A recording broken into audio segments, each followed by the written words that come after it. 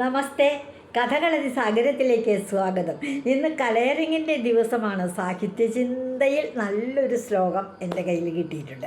ഞാനിങ്ങനെ പഴയ പുസ്തകങ്ങൾ പറിച്ചു നോക്കിക്കൊണ്ടിരിക്കുമ്പോൾ ഞാൻ പറയാറുണ്ടല്ലോ, എൻ്റെ സംസ്കൃത ക്ലാസ്സിലെ അധ്യാപകനായ പൊതുവാൾ മാഷ് പറഞ്ഞു തന്നിട്ടുള്ള ചില ഒറ്റ ശ്ലോകങ്ങൾ ഞാൻ അതാത് സമയത്ത് എഴുതി വെച്ചിട്ടുള്ളതിൻ്റെ കുറച്ച് ഒരു പുസ്തകം ഇപ്പോൾ കിട്ടി, തപ്പിപ്പറക്കി അങ്ങനെ എന്തോ നോക്കി ചെന്നപ്പോൾ കിട്ടിയതായി, എപ്പോഴോ എവിടെയോ എഴുതി വെച്ചിരുന്നത്. ഇതിൽ ഉറവങ്കര എന്ന് പറയുന്ന ഒരു സരസകവി, അതാണ് ആ കവിയുടെ പേര്. ഞാൻ ഉറവങ്കര എന്ന് മാത്രമേ എൻ്റെ കടലാസിൽ എഴുതിയിട്ടുള്ളൂ. എനിക്ക് ഓർമ്മ തോന്നുന്നത് അദ്ദേഹത്തിൻ്റെ പേര് സുബ്രഹ്മണ്യൻ നമ്പൂതിരി എന്നാണ്. ഉറവങ്കര സുബ്രഹ്മണ്യൻ നമ്പൂതിരി എന്നൊരാളെ പറ്റി, ഒരു സരസകവിയെ പറ്റി ഞാൻ കേട്ടിട്ടുള്ളതായാൽ നേരിയൊരു ഓർമ്മ. ഉറവങ്കര എന്ന് മാത്രമേ എഴുതിയിട്ടുള്ളൂ. അദ്ദേഹം എഴുതിയതാണ് ഈ ശ്ലോകം മറ്റൊന്നുമല്ല, നമ്മുടെ ബ്രഹ്മാവിനെ പറ്റിയാണ്. ഞാൻ 2 ശ്ലോകങ്ങൾ ഇപ്പം മഹേശ്വരൻ്റെ പറഞ്ഞല്ലോ, മഹാദേവൻ്റെ പറഞ്ഞല്ലോ, അദ്ദേഹത്തിൻ്റെ അടയാഭരണങ്ങളെ പറ്റിയൊക്കെ. ഇത് ബ്രഹ്മാവിനെന്താ ജോലി? സൃഷ്ടികർമ്മം തന്നെ. അദ്ദേഹത്തിന് ഒരു സുന്ദരിയായ സ്ത്രീയെ നമ്മുടെ കവി കണ്ട സമയത്ത് അവരുടെ പേര് നാണിക്കുട്ടി എന്നാണ് കേട്ടോ. അപ്പോൾ ആ കവിക്ക് തോന്നുന്ന ഒരു വികാരമാണ്, ബ്രഹ്മാവ് സൃഷ്ടിച്ചതാണല്ലോ എല്ലാ സൃഷ്ടികളും. അപ്പോൾ ഈ നാണിക്കുട്ടിയെ സൃഷ്ടിക്കാൻ വേണ്ടി ബ്രഹ്മാവ് ഒരുങ്ങിയപ്പോൾ അതിനു മുൻപേ നല്ല സുന്ദരിയായ ഒരു സ്ത്രീയെ സൃഷ്ടിക്കണം, അത്രേ ബ്രഹ്മാവ് ഉദ്ദേശിച്ചിട്ടുള്ളൂ. പക്ഷെ അതിനു വേണ്ടിയിട്ട് അതിനു മുൻപേ 3-4 പേരെ ഒന്ന് ട്രയൽ നോക്കി സൃഷ്ടിച്ച്, അങ്ങനെ നോക്കിയിട്ട് എല്ലാത്തിലുണ്ട് നന്മ. ആ എല്ലാ നന്മകളും കൂടി അദ്ദേഹത്തിൻ്റെ ബ്രഹ്മസൃഷ്ടിയായ മറ്റ് പേരുകേട്ട സുന്ദരിമാരായ 3-4 പേരെ സൃഷ്ടിച്ച് അവരിലൊക്കെയുള്ള നന്മ കൂടി പിന്നൊരു സ്ത്രീയെ സൃഷ്ടിച്ചു. അതാണ് കവിയുടെ ഭാവനയിലുള്ള ഈ നാണിക്കുട്ടി എന്നാണ് കവി നാണിക്കുട്ടിയെ വിശേഷിപ്പിക്കുന്നത്. ഇനി ആ ശ്ലോകം ഒന്ന് വായിക്കാം, ശ്രദ്ധിച്ചോളും. അതായത് ഒരു സുന്ദരിയെ സൃഷ്ടിക്കാൻ ബ്രഹ്മാവ് പരിശീലിച്ച് നോക്കുകയാണ്, പ്രാക്ടീസ് ചെയ്ത് നോക്കുകയാണ്. എല്ലാ കാര്യത്തിനും വേണമല്ലോ പ്രാക്ടീസ്. ആ ഒരു ശ്ലോകമാണ്. ഏണിക്കുട്ടി വിലോല ദൃഷ്ടികൾ മുടിക്കല്ലായി വിളങ്ങിടുമീ നാണിക്കുട്ടിയെ നന്മയോടുമിളയിൽ പെട്ടെന്നു സൃഷ്ടിക്കുവാൻ. ഈ നാണിക്കുട്ടിയെ എത്രയും എളിമയോടുകൂടി സുന്ദരിയായി ഒന്ന് സൃഷ്ടിക്കാൻ വേണ്ടി ബ്രഹ്മാവ് എന്തു ചെയ്തു? വാണിക്കിഷ്ടനഹോ. വാണി എന്ന് പറഞ്ഞാൽ ആരാ? സരസ്വതീ ദേവി. സരസ്വതീ ദേവിക്ക് ഇഷ്ടനായിട്ടുള്ളവൻ അത് ബ്രഹ്മാവ് തന്നെ.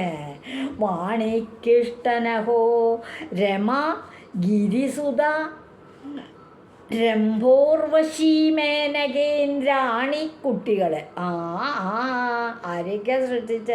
രമ മഹാലക്ഷ്മി, മഹാവിഷ്ണുവിൻ്റെ ഭാര്യയായ മഹാലക്ഷ്മി ആദ്യം ഒന്ന് സൃഷ്ടിച്ചു നോക്കി. ഒരു പ്രാക്ടീസ്. അത് കഴിഞ്ഞാൽ ഗിരിസുത, ഗിരി ഹിമാലയത്തിൻ്റെ മകൾ പാർവതി ദേവി, മഹാദേവൻ്റെ ഭാര്യ പാർവതി ഒന്ന് സൃഷ്ടിച്ചു നോക്കി. പിന്നെ രംഭ, ഉർവശി രംഭ.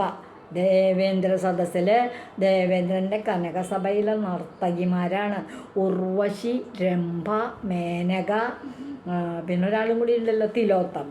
ഉർവശി, രംഭ, മേനക, തിലോത്തമ. അവരിൽ രംഭ, ഉർവശി, മേനകേ, ഇവരെ 3 പേരെയും സൃഷ്ടിച്ചു നോക്കി. രംഭയെ സൃഷ്ടിച്ചു, പിന്നെ ഉർവശിയെ സൃഷ്ടിച്ചു, പിന്നെയോ മേനകയും സൃഷ്ടിച്ചു നോക്കി. ഇത് കൂടാണ്ട് ഇന്ദ്രാണി ആരാ? ദേവേന്ദ്രൻ്റെ ഭാര്യ, ഇന്ദ്രാണിയെയും സൃഷ്ടിച്ചു. ഇവരൊക്കെ അതിസുന്ദരിമാരാണ്, പേര് കേട്ട സുന്ദരിമാർ. ദേവേന്ദ്ര സദസ്സിലെ അപ്സരസുകളാണ് ഉർവശി, മേനക, രംഭ, തിലോത്തമ.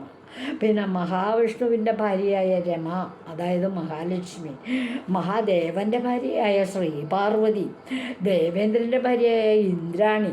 ഈ കുട്ടികളെയൊക്കെ സൃഷ്ടിച്ചു. ഇന്ദ്രാണി കുട്ടികളെയൊക്കെ ചമച്ചു, സരസം ശീലിച്ചു. അതിൽ വീണ്ടും കൂടുതൽ തെളിമയോടെ ഓരോരുത്തരെയൊക്കെ സൃഷ്ടിച്ച് പ്രാക്ടീസ് ചെയ്തു. ഇഷ്ടം പോലെ അവരെയൊക്കെ സൃഷ്ടിച്ചു.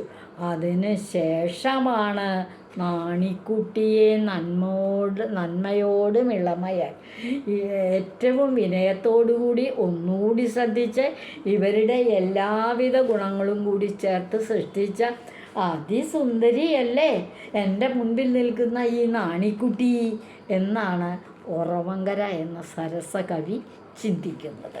അതാണ് ഈ ശ്ലോകത്തിൻ്റെ ഏകദേശ രൂപത്തിലുള്ള ഒരു അർത്ഥം. ഞാൻ ആ ശ്ലോകം ഒന്നുകൂടി നോക്കാം. ഏണിക്കുട്ടി വിലോല ദൃഷ്ടികൾ മുടിക്കല്ലൈ വിളങ്ങിടുമീ നാണിക്കുട്ടിയെ നന്മയോടുമിളയിൽ പെട്ടെന്നു സൃഷ്ടിക്കുവാൻ വാണിക്കിഷ്ടനഹോ രമ ഗിരിസുത രംഭ ഉർവശിമേനകേന്ദ്രാണി ഇന്ദ്രാണി കുട്ടികളെ ചമച്ചു സരസം ശീലിച്ചു പോലിശ്ചയ. ഇഷ്ടം പോലെ 6-7 സുന്ദരിമാരെ സൃഷ്ടിച്ച് പ്രാക്ടീസ് ചെയ്തതിന് ശേഷമാണ് എൻ്റെ മുമ്പിൽ നിൽക്കുന്ന ഈ നാണിക്കുട്ടിയെ ബ്രഹ്മാവ് സൃഷ്ടിച്ചത് എന്ന് കവിക്ക് അങ്ങ് തോന്നുകയാണ്. ഇതിനെന്താ മനസ്സിലാക്കണ്ടേ? ആ ദേവേന്ദ്ര സദസ്സിലെ അപ്സരസുകളെക്കാളും സുന്ദരിയാണ് നാട്ടിൻ പുറത്തുകാരിയായ ഈ നാണിക്കുട്ടി എന്ന് ഒറവങ്കര തിരുമേനിക്ക് തോന്നി എന്നേ അർത്ഥമുള്ളൂ കേട്ടോ. ഒരു സരസകവിയല്ല അദ്ദേഹം, അല്ലേ? ഈ ആഴ്ചയിലെ എൻ്റെ സാഹിത്യചിന്ത ഒറവങ്കര തിരുമേനിയുടെ ഈ സരസ ശ്ലോകത്തോടു കൂടി ഞാൻ അവതരിപ്പിക്കുന്നു. ഈ ശ്ലോകം നിങ്ങൾക്ക് ഇഷ്ടപ്പെടുമെന്ന് തോന്നുന്നു. കേട്ടിട്ടുണ്ടെങ്കിൽ നല്ലത്, കേട്ടിട്ടില്ലെങ്കിൽ ഒരാളൊക്കെയെങ്കിലും നിങ്ങളിതൊന്ന് പറഞ്ഞു കൊടുക്കണം. നമുക്കും അതൊരു രസമല്ലേ? മാത്രമല്ല നമുക്കും അത് കൂടുതൽ ഒരു പ്രാക്ടീസാവും. ഇതുവഴി വന്നാലും ഇത്തിരി നേരം ഇരുന്നാലും കഥകൾ കേട്ടാലും കളിയായി പറയും കഥയാണേ, കാര്യം പറയും കഥയാണേ. എല്ലാവർക്കും നന്ദി.